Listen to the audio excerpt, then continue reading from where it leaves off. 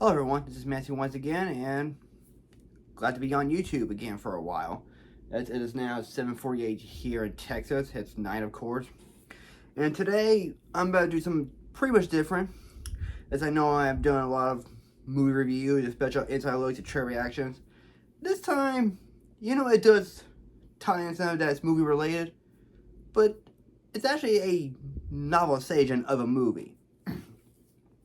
And the book I'm going to review is, which I actually got this on Amazon, which is a very used copy. I had this a couple of years ago. I was able to read as far as up to 6 chapters, but couldn't finish it. But now, a couple of days ago on a Sunday, I was able to finish it and got done as great as slightly as I really got into the book very well while listening to the music. And you can tell by the title of this review, I'm actually reviewing the novelization of Batman Forever, written by Peter David. Known for his work on Q Squared, which I never heard of, and based on a screenplay written by The Bachelors, Jan Scott Lee, and of course, the man who knows about the existence of the Schumacher cut of Batman Forever, Akiva Goldsman. But of course, yes, if you've been keeping up with my channel, you know that I have been talking about this movie ever since. I've been an advocate of the Schumacher Cut campaign and the movement and so on and so forth, and teaming up with Mr. Cut Schumacher and everyone who I know on social media, and knowing how much I want to see this cut of Batman Forever, as well as everyone does. Yes, I have been aware that Kevin Smith has seen a copy of the Schumacher Cut of Batman Forever, or a Schumacher Cut. As I heard, it runs like 2 hours and 15 or 18 minutes long. But hey, if you want to know the whole story of the screen of the Schumacher Cut, well, I highly recommend Epic Film Guys. They have done an excellent in-depth review for what they just saw, and it's really, really good. It has stuff that I know it exists, and there's stuff that has not been included, but I'm sure that it's in the fall somewhere, of course, especially if Akiva Goldsman has seen stuff that they'd not seen during the screen that Kev's been shown at his theater at Small Castle Cinema. Which, of course, I know there's been news going on since 2.5 hours, 2 hours and 45, or at least 3 hours long. So I'm pretty much going to assume that the version that Akiva Goldsman saw, Preview Cut 1, is longer than the one that Kevin Smith was sharing. And right now it's 2023, and we're about to enter 2024 in the next 2 months. And Warner Brothers, this movie is about to be 30 years old, and we're still waiting for you to release the Schumacher Cut of Batman Forever to support and honor the memory of Joel Schumacher. Akiva wants to release, I want to release, everyone wants it to be released. They want to see it. So it could be full restore and master for a better picture, sound, music, and visual effects to be completed. With a new 4K Dolby Vision transfer, Dolby Atmos, or at least a new 5.1 channel mix, and have all the delays put back in, and hopefully you can find the original ending of the movie where Batman Robin on top of the gargoyle. And definitely keep on both Bruce Wayne and Batman, not because I have to believe, because I choose to be. And definitely the most famous deletion of them all is Bruce and the Bat confronting each other face to face. So we can have more character development on Bruce Wayne, Dick Grayson, Chase Marion, the Riddler, and whatever you can find for Tommy Lee Jones, if possible. But I just hope you find everything to see the original Cameron Negga so it could be fully restored. So we get possibly the best version of Batman Forever we got, and give Schumacher the send-off. But anyway, on to the novelization. This is a used copy, by the way, and you can still find it off of Amazon or eBay, or at least go on Etsy. Whatever you can find, you can find at least a decent copy of this. It is a used copy, but it didn't really bother me at all because I just want it, and none of the pages are torn at all, so it's still in a pretty good shape. I'm sure there's some damages on it, but it's nothing major. And reading this novelization, which I know was covered by Hero House podcast, and of course a YouTuber who I really can't say his name because it has like the D on it. It says dang fool idealistic crusade. But if you've seen Star Wars, like, you know that YouTuber or named it after the line that Obi-Wan says to Luke. So he talked about this, and I just read it on a Sunday. I just finished it, and it's actually very close for the Schumacher cut of Batman Forever. Very, very close to it for what we're ever going to get. And of course, I know that I've read the screenplay, which I know it was posted online, which of course you can find out on Cut Schumacher. He already shared a recent post, of course. Cut Schumacher just shared a recent post that feature 2 versions of Two-Face Death Scene, of course, and they're both link attached to it, which is, you'll see from Daily Script, and then the one you can see it on your Google Drive. So, and which of course I'm about to get to about Two-Face Death Scene in the book. So, how does this book start off with? It starts off with something that's not really included in the script that Akiva Goldsman wrote. Well, Peter David added into this novelization of Batman Forever, he gave each character a backstory. Understand that we have the origin story of how Bruce Wayne became Batman, which I know that becomes a important part of the story where he talks about like why he became Batman in the first place. But they do give some good psychological aspects of probably on Eric Nigma's childhood, and then how did Bruce Wayne and Harvey Dent became friends, and while teaming up with Batman, and then of course how did Chase Marine first came to Gotham City until she met Dick Grayson, who was a kid with his family just before he becomes a circus acrobat. So it's actually pretty cool that they actually give a bit of an origin story for these characters as well, besides Bruce Wayne. And then of course after the prelude to the main storyline of knowing Bruce's origins, Harvey Dent, Chase Marine's along with Dick Grayson's, we do get to, of course, that it starts off as it was in the movie, in the Schumacher cut of Batman Forever, where it's raining in Arkham, and then, of course, Dr. Burton, who happens to look like Tim Burton, of course, and asking the guard, like, where is the other one, and saying, he's inside watching him, sir. He goes inside and saying, Mr. Dent? Counselor? Harvey? Two-Face? And then he touches the guy, and then all of a sudden it's actually a guard who's like stripped down to his boxer shorts, as if you know in the deleted scene in the movie that's featured in the DVD Blu-ray extras. And then all of a sudden, then Dr. Burton gasps at something what he sees on the wall and just reads, "The bat must die." And then of course, as it follows in the script, you do have about how did Harvey Dent escape, and they start talking about him, that Batman tried to save him and all. And then Bruce Wayne is dealing with all these people from his employees at Wayne Enterprises about closing a deal, who is he taking to the Cherry Circus, which of course Kevin Smith did say in the review of the Schumacher cut, said that John Favreau is in this movie, which of course in the theatrical cut, you do see him, but he doesn't say anything at all, so he's pretty much in the background. And the Schumacher cut, he does have lines. And then Bruce is telling her, hey, give me a break, guys. Right now I need to get my silver raise. And then you know how it goes. He goes on to meet Fred Stickley, of course. And then meeting Edward Nigma, who is surprised to see his idol, Bruce Wayne, of course, showing him his project that he was wanting to do. And then, of course, Bruce Wayne sees the bat signal and then saying, I'm sorry, the answer is no. Because mind manipulation could tear through his brainwaves, it just raises too many questions. And then, of course, he goes to the capsule and then saying, I'm on my way to the Batcave, and then he suits up on the bat suit, and then, of course, you get the famous line in the movie, I'll get your eyes through. So that's how it starts off with in the novelization here.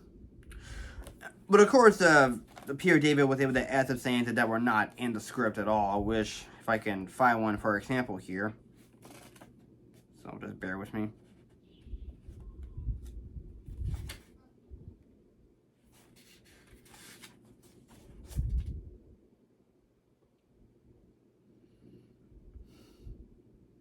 They do expand more on the relationship between Bruce and Chase Marine. I mean, Peter David was able to expand it. Where Bruce and Chase are having dinner and all, and then while she's trying to get her stuff all set in while she's selling at her new place at Gotham. And then I know that later on that she gives Bruce a box to know that's like the dream doll that you see in the movie, of course, see if it can help him as he's having, suppressed memories of his childhood trauma.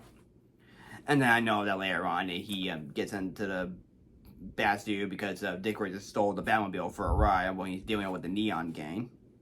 So that's like added on there. And another example is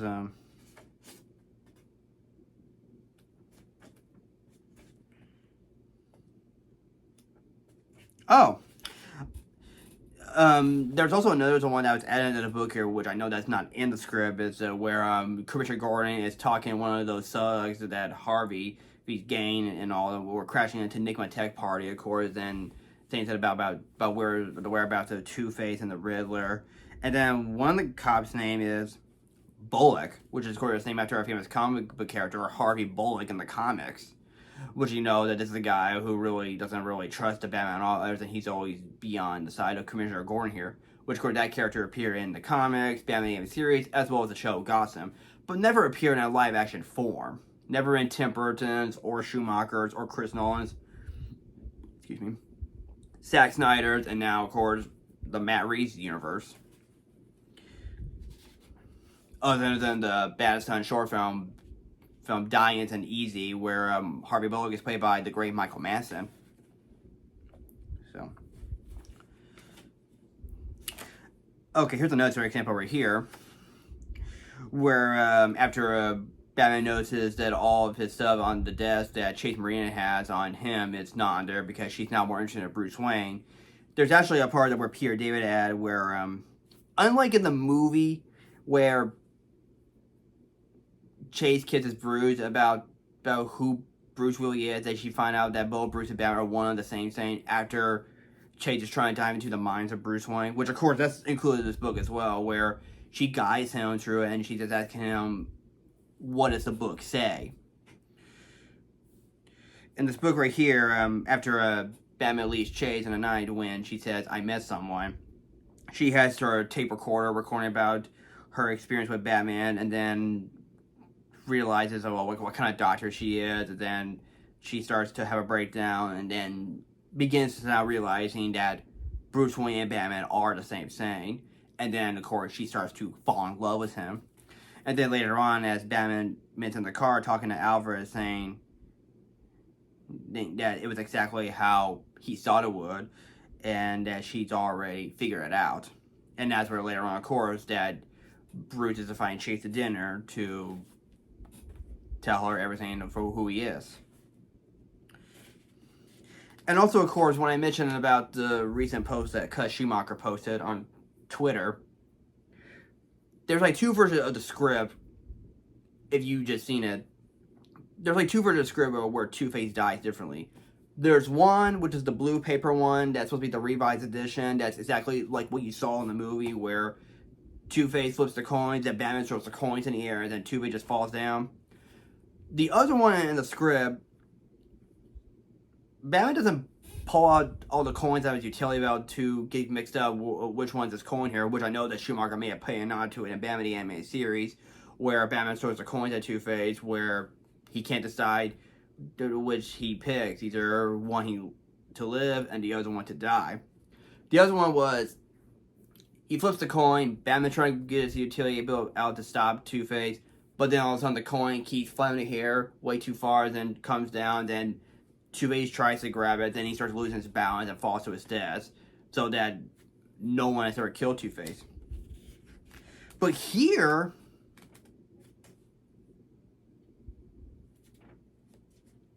as it says right here in the book, where Two-Face has got Batman and Robin and Chase surrounded, and saying there's no one, Curtain 1 or 2, just plain Curtain, and then of course Batman just grabs one of his equipment and throws a Batman ring at Two-Face's hand so that he doesn't flip the coin. And then of course Two-Face tries to grab the coins and he just holds on to the girder. And then of course, instead of throwing coins in the air or Two-Face losing his balance when he's trying to get his coin but fall, this one of course in this novelization here, as it reads, no, you just showed two. I'm sorry, this is the Bruce 21. It says, It seems we were right the first time. You're a man after your own heart, and you managed to rip it out. You owe his kid. And he raised his hole on the girder. He made no sound as he descended, not at all. There was dead silence. And Robin just said, I didn't want to do that. I kill him.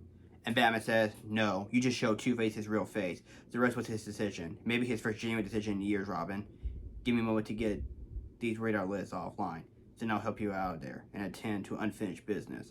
Which, of course, that leads to, of course, Batman seeing the Riddler again while on his time, then saying I'm both Bruce Wayne and Batman. So that's how Two-Face's death is played out differently in the novelization. And the one in the movie doesn't really bother me as much, but this right here, it's actually quite interesting. At least the Peter David was able to write something interesting for Two-Face's death scene, of course. It's kind of like he's writing his own fanfiction storyline here. And especially, of course, see how well he can make Two-Face a bit more serious in a novelization than what Tommy Jones was doing in the movie, of course. Which I know that in the screening, Two-Face's dialogue is less ADR, because in the ADR in the theatrical cut, he was told to ham it up just to make this performance more campier. But without it, as of screen during small cat cinemas, it's less ADR and less campy. You know, he still hams it up, but just not in the same way as he was doing in the theatrical cut. And of course, yes, at the end of the book, of course, the Riddler says that he is Batman, of course, while being insane. And then, of course, Bruce Chase say goodbye, and then Chase sees Sebastiano and asking Alfred, does it ever end? No, Dr. Maria, not his lifetime. And then Batman Robin on top of the gargoyle, and then they go out to fight crime to save Gotham City. As it was in the Schumacher cut. Which, of course, the Epic Film guys did a review of it. It's not included during the screening of it. But I'm pretty sure it still exists, of course, that they can find the original camera negatives. And yes, in this book, of course, it still includes the what was known for the deleted scene is where Bruce enters what's left in the Batcave when he's having amnesia after getting shot by Two-Face, and then he sees the red book, and then it reads that Martha and I have a hard sense of sorrow, so Bruce carts away till next week, and Bruce realizes this was not his fault, and then the giant bat just shows up, and then of course he finally begins to realize what he's known for, and then now knowing that both him and the Bat are pretty much equally as one, that he is Batman. And will always be, as the title says it all, Batman forever. So, I mean, I could go on record about why this book is great, and I could name all the details of what I like about this book here. It does feel more serious than what the theatrical cut is, and it definitely feels more in tune with what the Schumacher cut is supposed to be like. Sure, yeah, there are some parts in the book that look like that was written by the author, but that were not included any of the shooting scripts of Batman Forever here, because it was all just written from his own perspective. But for what it is, it's a very good book. I do highly recommend it. So forgive me if I didn't review this 100% justice to it, but if you want to read the novelization of Batman Forever, I say find off on Amazon, Etsy, or at least on eBay and read it. It's really well worth your time here, and definitely part of your collection of movie tie-in books. And as we're still waiting for Warner Bros. To release the Schumacher cut of Batman Forever, that this one should probably tie you over there, besides watching these fan cuts. And I'm still hoping, being that we get to see it, if they ever gonna release it for the film starting at first release. So, Warner Brothers, I read the novelization, I know there's a better version out there, and we really need to see the Schumacher cut of Batman Forever. Please release it. Joe Schumacher deserves better, and his memory must be honored. So yeah, overall, this book gives a big thumbs up here. A really big thumbs up. I'm not going to give a great rating for this book at all, or actually I might as well do. I would probably say for what this book of novelization is, I would just give it a solid 10 out of 10. So yeah, that's probably what I'll say it. Or at least an A. So, but yeah, that's my first time reviewing the novelization of Batman Forever. I hope you enjoyed, and let me know what you think of this video. Do you like it? Do you not like it? Let me know.